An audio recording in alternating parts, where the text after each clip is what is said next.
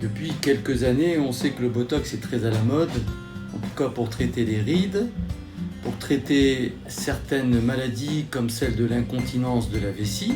Les Norvégiens se sont intéressés à l'association Botox et Estomac, à l'association Botox et Sensation de faim. Mais j'aimerais faire un rappel, c'est quoi le Botox? Alors le Botox, c'est une protéine qui est fabriquée par une bactérie qui a un rôle extraordinaire puisque son rôle est de bloquer la transmission d'une décharge électrique par le nerf à un récepteur qui est la cellule musculaire. Donc on va paralyser la cellule musculaire.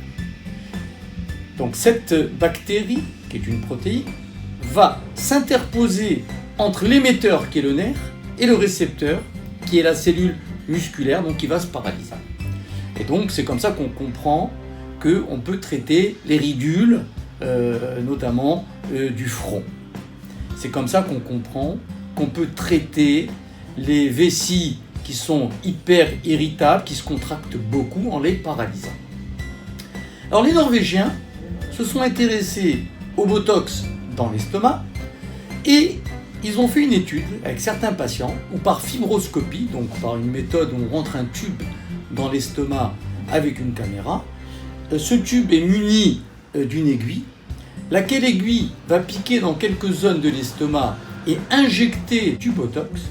Ce Botox va donc paralyser les muscles de l'estomac, donc l'estomac ne va pas se contracter, et ce pendant une durée de 3-4 mois, si bien que le bol alimentaire qui va pénétrer dans l'estomac va mettre beaucoup de temps à graviter dans le tube digestif.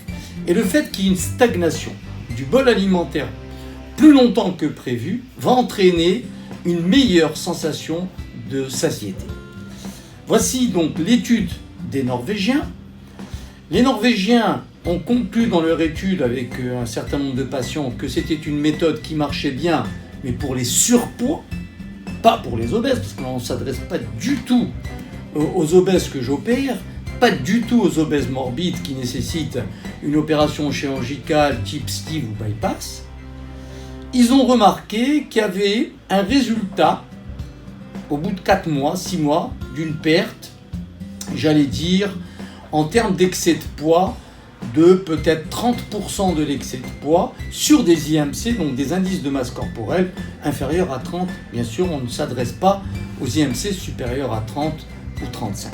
L'équipe américaine de la clinique Mayo a fait une étude complètement contradictoire et j'y adhère complètement.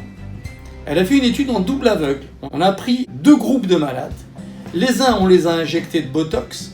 Les autres, on les a injectés avec du sérum, donc avec rien, avec du placebo.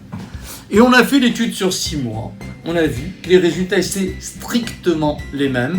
Conclusion, aucun effet de la toxine botulinique sur la satiété. Moi, je conclurai de la façon la plus simple.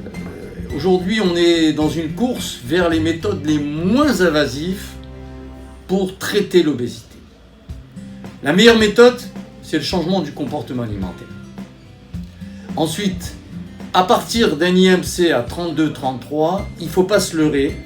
Soit que vous avez une volonté extrêmement puissante.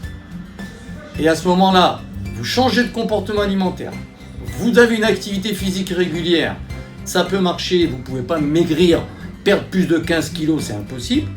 La meilleure méthode reste la chirurgie bariatrique pour les IMC supérieurs à 33. Et je fais allusion bien sûr à la sleeve, à l'applicature ou encore au bypass gastrique.